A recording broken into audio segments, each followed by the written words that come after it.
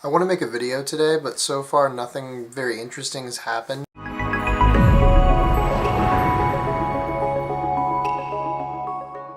Liz and I had some returns to do earlier, and I did shoot a little bit with that. I used Lizzie's old iPhone. Lizzie just got a new iPhone.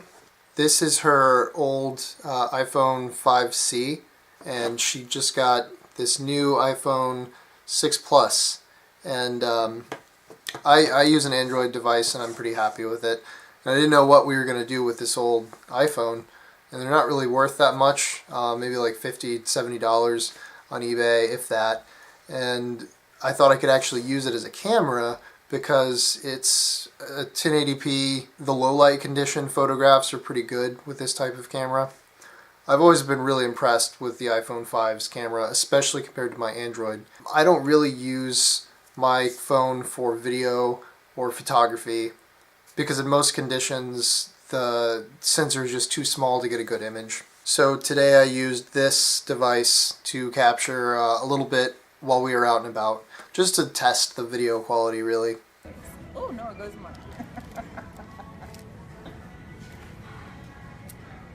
Can you take a nap later in this chair? I could. It's definitely nappable. Okay. Oh, this is a video, my friend. What do you think? Nice. The pillow could be better. I've had a chance to look at it.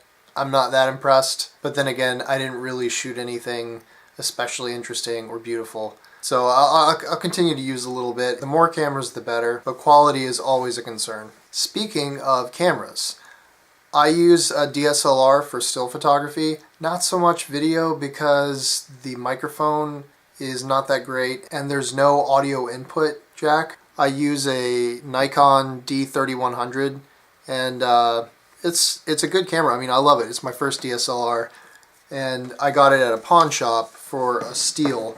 It came with a lens and everything. Then I was able to use the money that I saved on better lenses.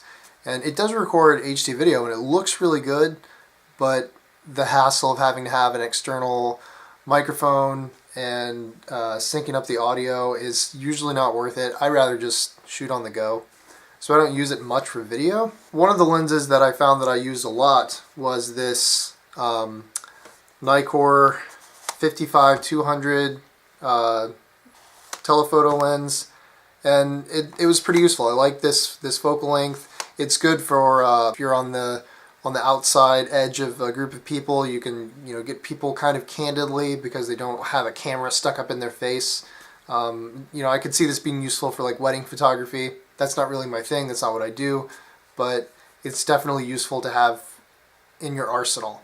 Also for wildlife photography, usually you just can't get very close. I don't do a lot of wildlife photography, but it's nice to have the option to capture something that you physically can't get closer to. Now, what I've got on here right now is a 35mm prime lens, so I certainly see the value in a prime lens. And I don't use a telephoto all the time, but I like to have it. It's nice to have. So the other day I went back to the pawn shop where I bought this last year, and I got a new lens. It's actually kind of the same lens, but it's the updated version from Nikkor. It's the 55-200 with vibration reduction, and it is much bigger than the old lens. Like, they are substantially different in size, and obviously that's due to the vibration reduction technology.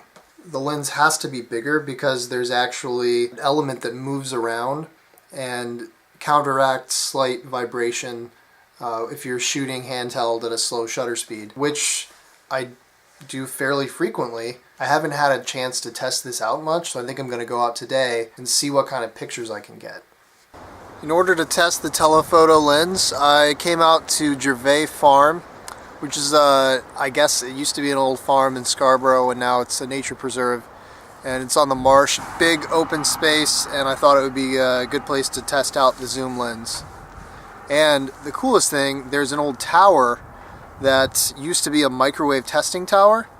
So I'm gonna walk out there and you can climb the tower and get a really nice aerial perspective.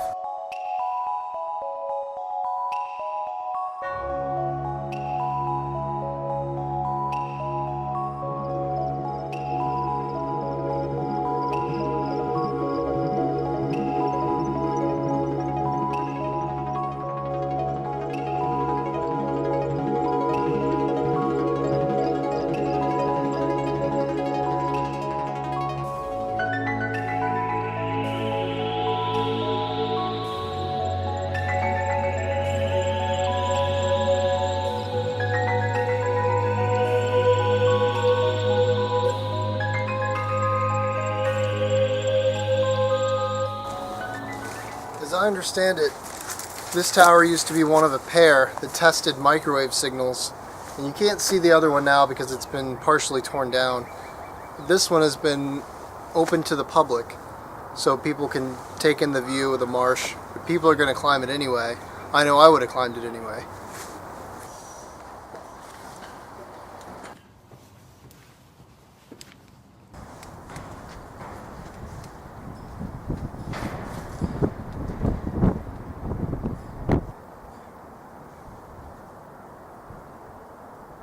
This time of year, the tower itself is more interesting than the view out there because it's all brown and gray.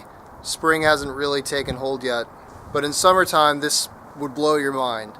I actually think this is the kind of scene that would work better for a wide-angle lens because there's not a lot of individual points of interest out there. It's more of a pattern. So this is as high up as you're allowed to climb the tower now. This is the observation deck, but there actually is an entirely other level up there. I really wish I could get there, but it's padlocked. I know the view wouldn't really be that much different up top than it is here, but it's the principle of the thing. I understand, it's for safety. I'm not really arguing with that. But still, part of me wishes a little bit I could be up there.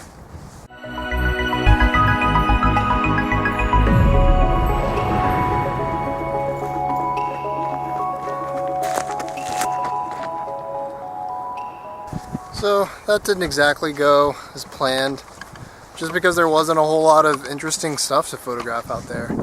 It's more fun to climb and to be up there than it is to actually take photographs. I should remember that from last time. I'm currently using my tripod as an enormous selfie stick. Oh yeah. You can really get the whole scene in there. Pretty impressive. It's a little unwieldy though. It's a little awkward. One of the coolest things about this preserve is this barn. I guess it belongs to City Works. I don't know who it belongs to. It's not like the original barn.